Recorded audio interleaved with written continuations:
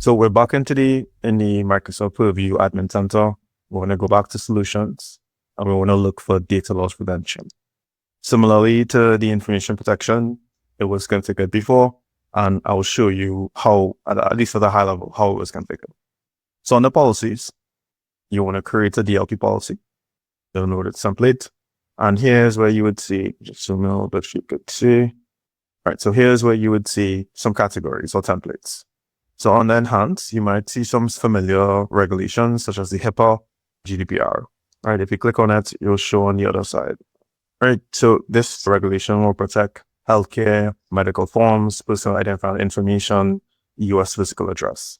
When you're working with Purview, or when you understand what data you have to protect, you have to create the sensitive info tags that was mentioned before. So in the Caribbean, you have to create the addresses for that. If you have a passport number, those type of things. On the financial, for those of you in the banking sector, you would see some familiar regulations, such as PCI DSS, right? The payment card industry. On the medical and health, you would see some familiar regulations as well. Privacy, personal identifying information, GDPR enhanced, just name a few. So what we're going to do today is create a custom policy, or at least walk through the wizard. So I'm going to name this custom policy 1. Click next. It's going to validate the name. Ensure it doesn't exist already. All right, so you'll see the same admin units that we've seen before in the information protection solution. And here's where you'll see it's a little different. So within here, these are the policies you can apply to the different scopes. So you have Exchange, SharePoint, Teams, your endpoints, instances, which will be like your cloud apps like Dropbox and other third-party apps. And it would also have on-premises. You'll see a Fabric and Power BI workspaces as well. One of the new areas, which is Microsoft 365 Copilot. So once you click on that, all of the other areas will be unchecked because you won't be able to do both at the same time. I'll click next. So I'm fine with this. Here's where I can create a rule. So I'll name this rule 1, and I'm going to add a condition. So similar to what we've seen before, this would add a condition and you could see sensitivity labels. So in the era of AI, so let's say I have files that are confidential and restricted. I don't want Copilot to be able to reference it. This is where you would assign labels here. And under actions, you could prevent Copilot from processing the content, which is in preview. There's nothing else you can configure on this screen, but you'll see differences in Exchange when we get to that. All right, so it's going to ensure that it's correct and save, and then we'll go to the next page. So here's where you could review your rule. Click next. And because this is in preview, it's going to automatically turn on the policy, right? So I'm not going to do that because it's already created. Next up, I'm going to show you some best practices for Exchange of what you can do with it. So we're going to go back into the custom category, create a custom policy. And this is 2, just to make sure. All right, add in here. That's fine for full directory. So in using Exchange, it's a little different in terms of some of the DLP rules that you can have. So on the conditions, a lot more conditions can be applied to Exchange, right? You could say the content contains a sensitive info type. The insider risk level is high using adaptive protection. The content is not labeled, which might be useful for some of you. The content is shared from Microsoft 365.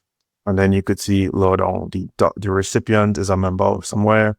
Document could not be scanned. A sender is a member of. So for this example, we'll say content is shared with people outside my organization again. You could add another condition if you wanted to. The content contains sensitivity label, restricted, confidential, or just for highly confidential as well. Under actions, here's where you could redirect the message to specific users. So if you have your IT team, you want to send the message to them instead because it's going outside of your organization and it's labeled. You could apply a branding to encrypted messages.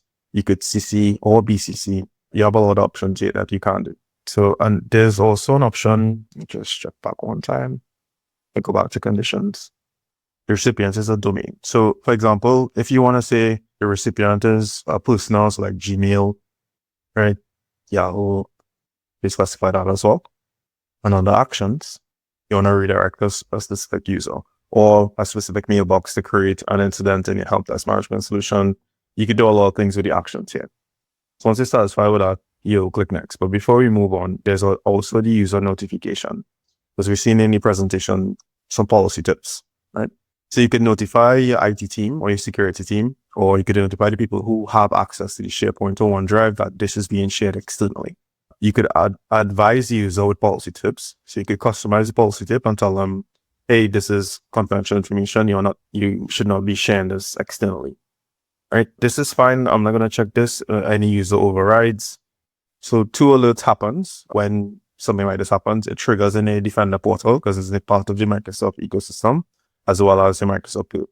You would use Defender to ensure that it's not a false positive and do action. And for Purview, you'd use the customized policy in terms of any loopholes that users might find.